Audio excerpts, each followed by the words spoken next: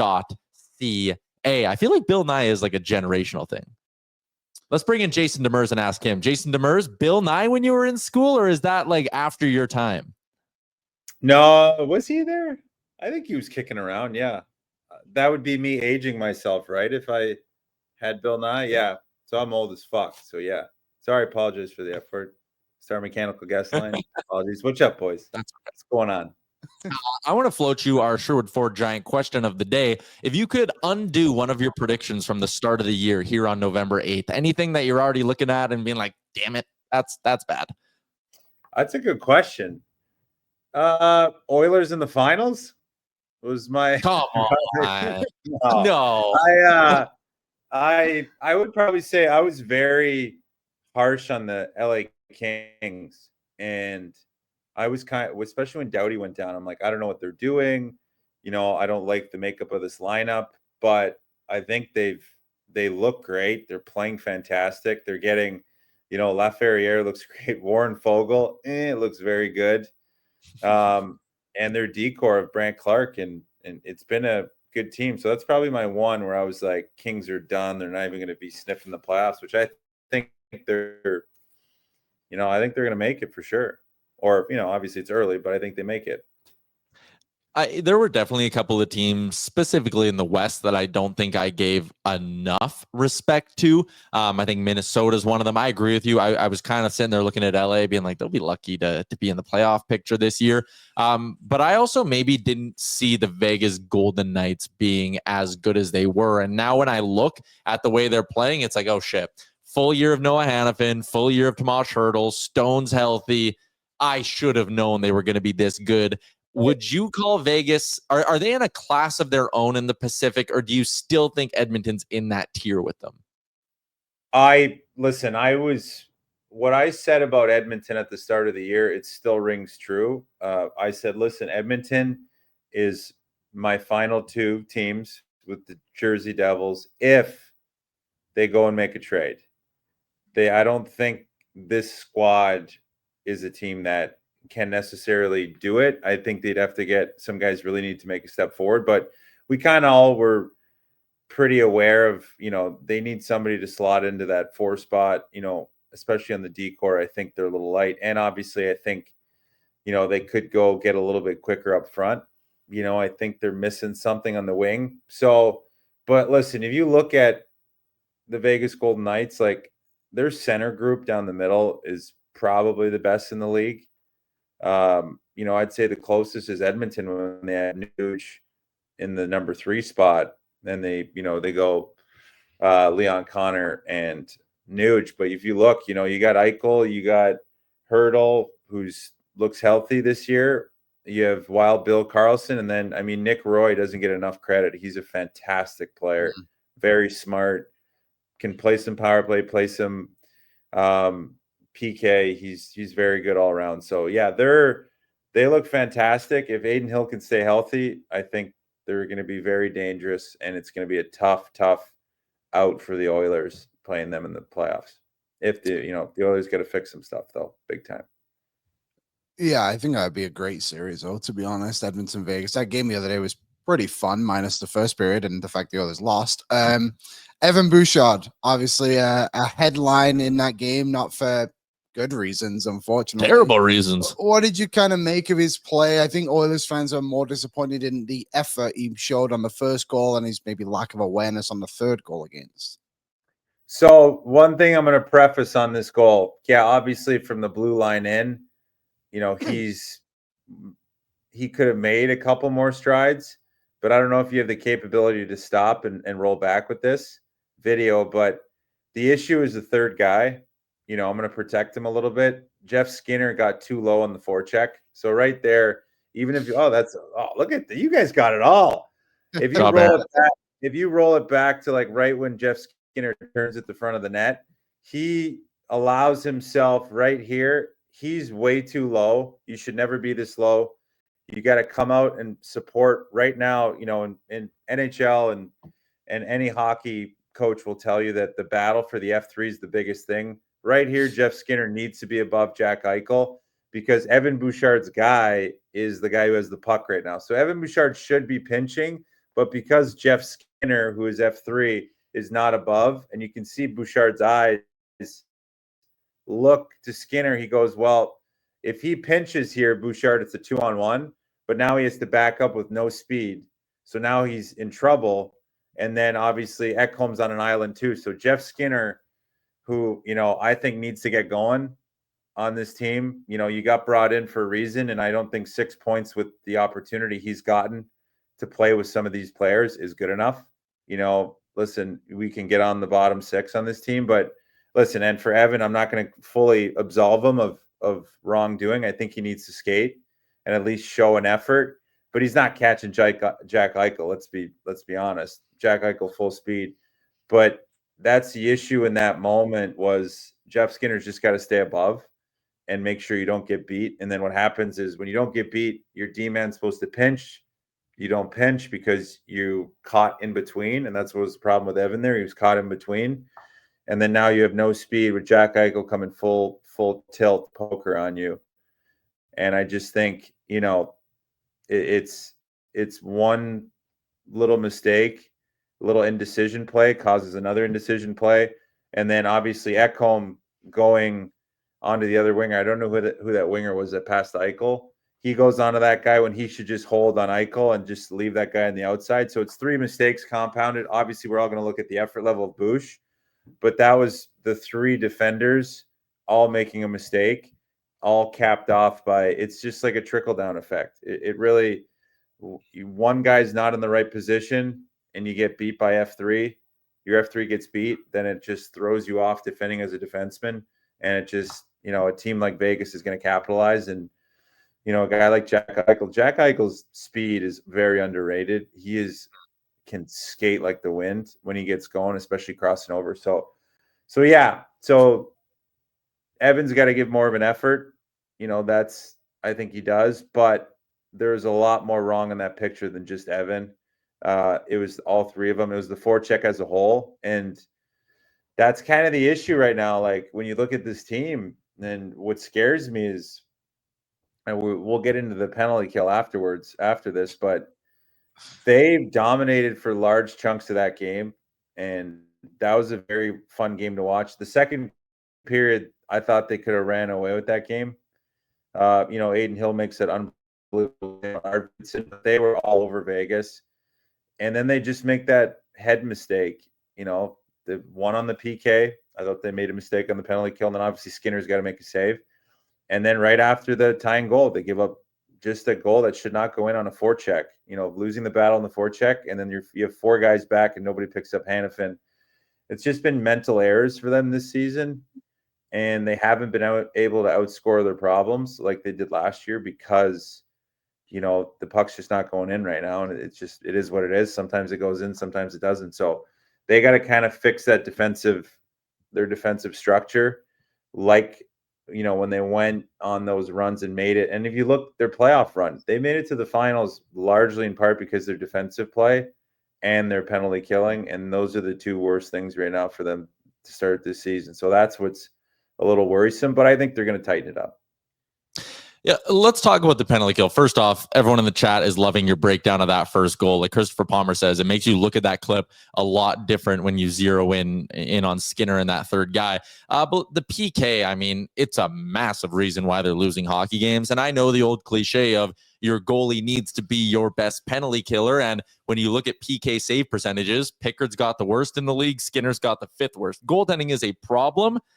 But it's got to be more than just goaltending that's causing this just historically awful start on the PK.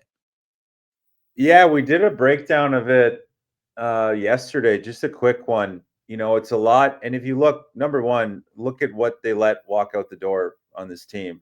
It was in large part penalty killers. I know fans will never say they miss Cody Ceci, but Cody Ceci ate a lot of PK minutes. So did Desharnais. Warren Fogle and Ryan McLeod were a very good penalty kill unit. Very, very good. They're very fast. They're good on the puck. You losing those guys out the door. So, that's one full PK unit of arguably they had historically one of the best penalty kills in NHL history in the playoffs. You let 4 of those guys walk. obviously the 4 guys that have come in haven't been up to snuff. And it's a lot of, they're just not reading well off each other.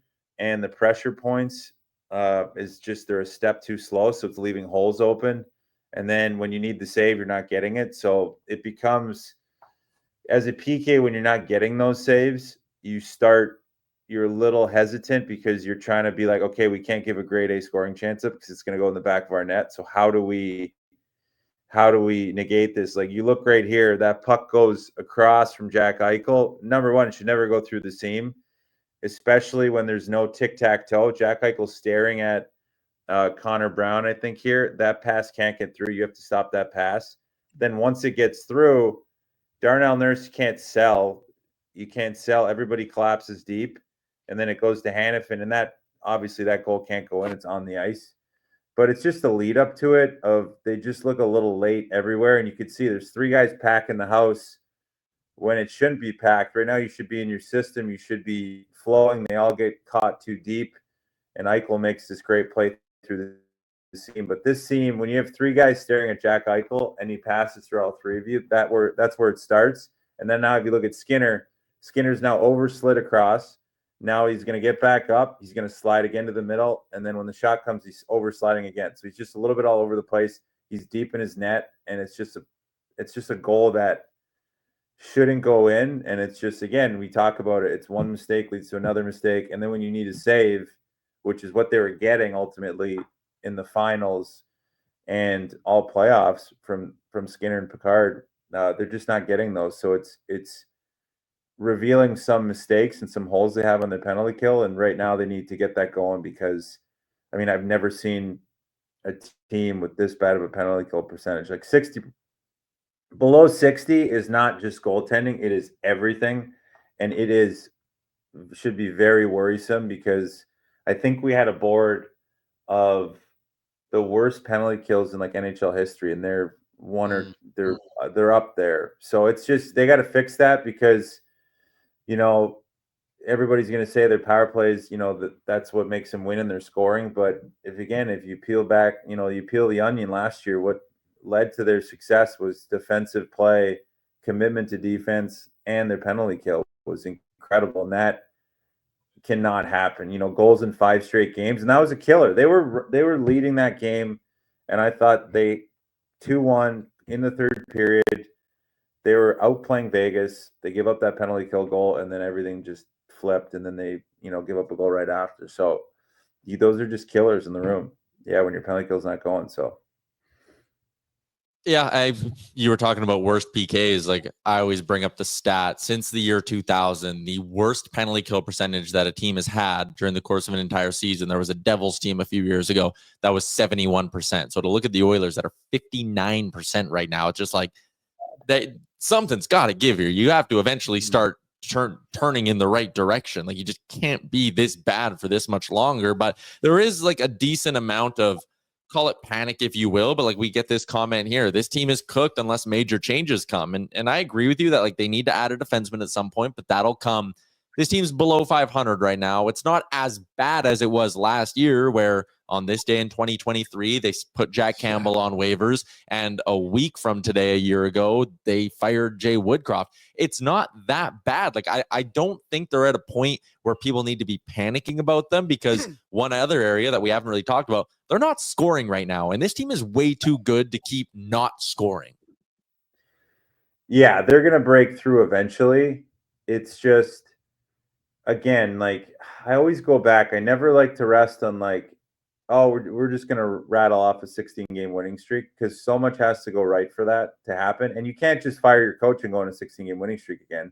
That bullet only works so many times.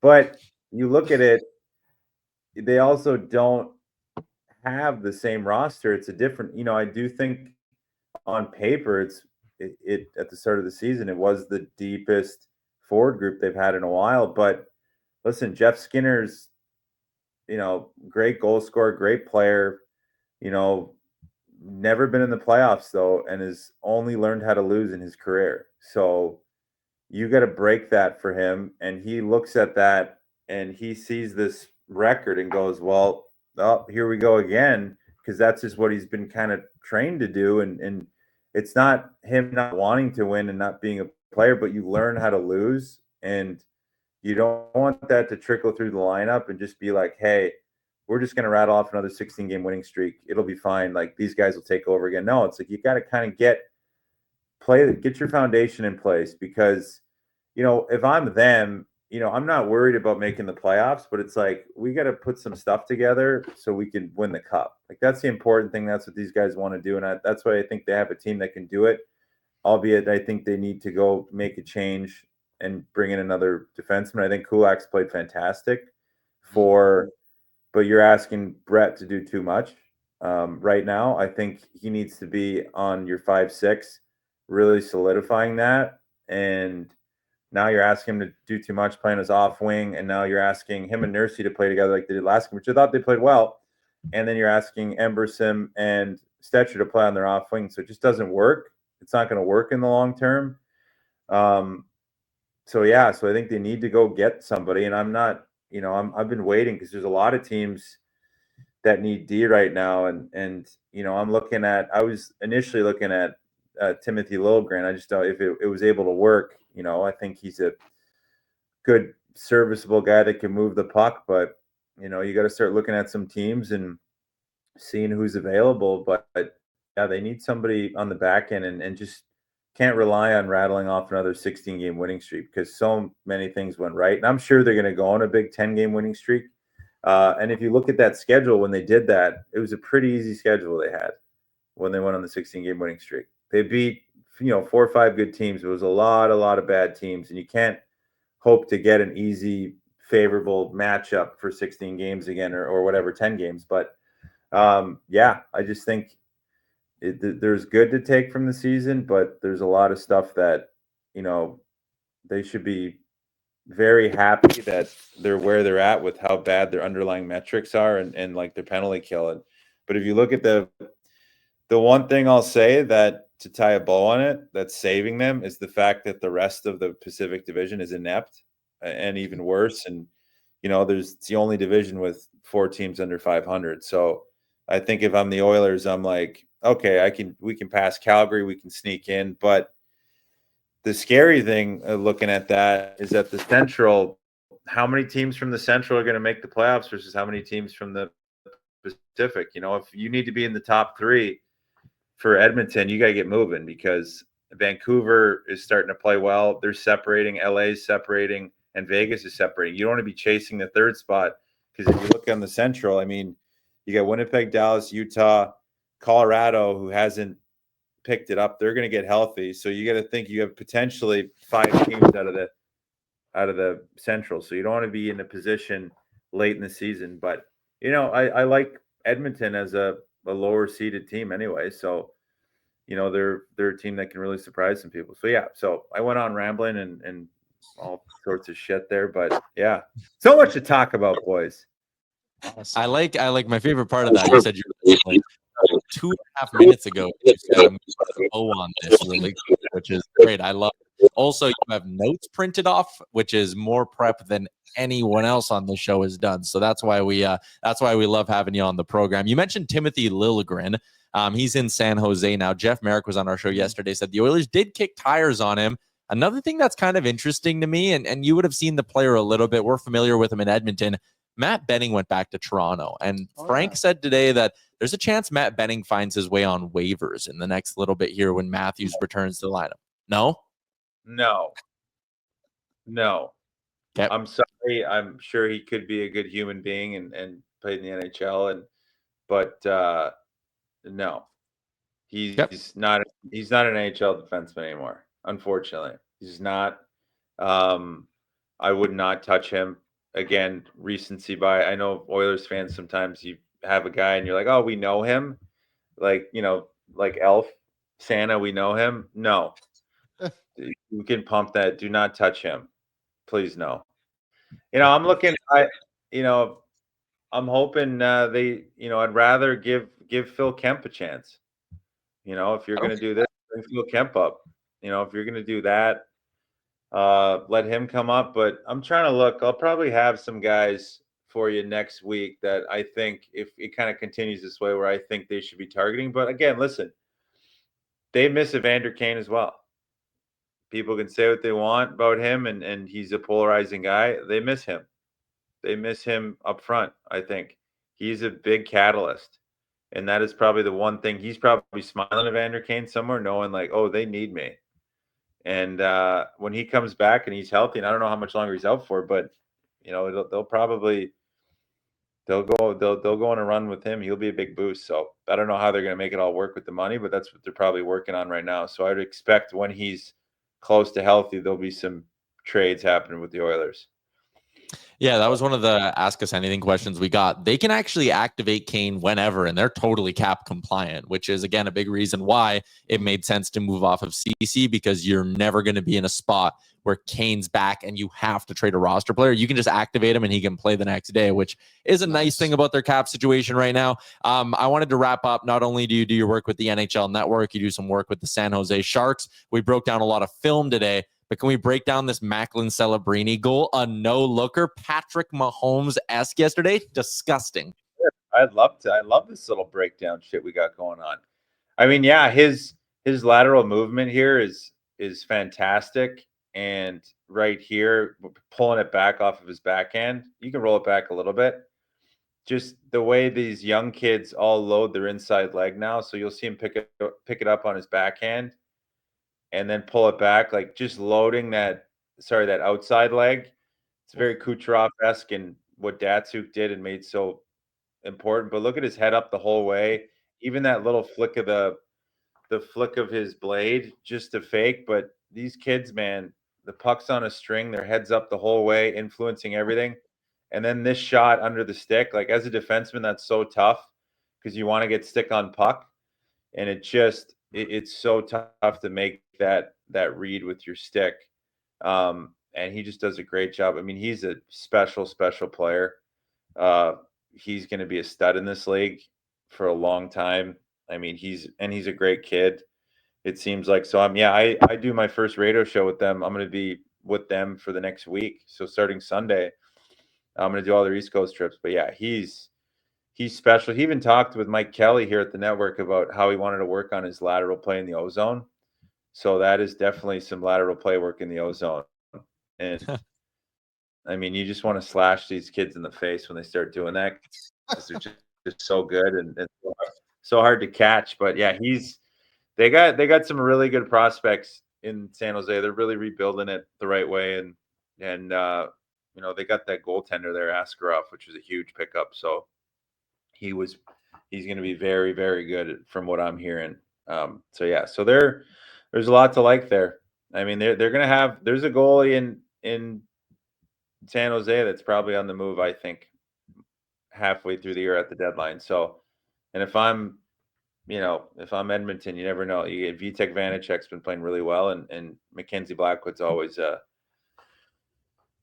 guy you could bring in, a big goalie. But listen, I think they're going to find it, the Oilers. I'm reserving hope. I am paid by you, so I do believe in the Edmonton Oilers, and I love them. No, they got a lot to fix, and they got to fix it soon. You're not supposed to tell people we pay you. It's supposed to be we're friends. We do this because we like each other. Come on. Not paid. No, I'm just kidding. No, I'm just kidding. They don't pay me. I'm here under my own accord. I actually would do this for free, but you guys don't do that. So, but no, man, I love coming on here. I love watching the Oilers and talking about them, and they're a fun team to watch when they're playing good defense and when they're not. So, but yeah, so Oilers fans, go easy on Evan Bouchard. But yes, he needs to work harder, but go easy on him. I love it. The printed off notes are great too. All right, checks in the mail, JD. We'll chat with you again next week. Look at that. I just got it. The network just sets me up nice, man. I mean, fans would absolutely, I don't want to say the word, a sexual innuendo, but they would go nuts for the stats that we get. Oh, it's unbelievable. The researchers here, it's incredible. Fans would love it. Yeah. Also, that wouldn't have been a sexual innuendo. You wanted to see cum. I actually was going to say cream. Okay. Look, I wish. That's a good spot to end. Yeah, you went straight there. I kind of like to go right in the middle, right in the meaty part of the curve. You just went right to the. You just said it. All right, folks. Okay, see you later. Let's put a poll on. There goes Jason Demers on the Star Mechanical guest line. Bit of this, bit of that with that. Shout out to Star Mechanical. Fighting Amish. Demers is edging us. The chat loves edging. They haven't said it in a while. The perfect Friday guest. Yeah, he is. What's up, Nation citizens? If you like that video, then you need to be subscribed to the Oilers Nation YouTube. Podcasts, live shows, exclusive interviews, and analysis. Everything you need from your favorite voices at Oilers Nation. And you don't want to miss any of it, so hammer that subscribe button.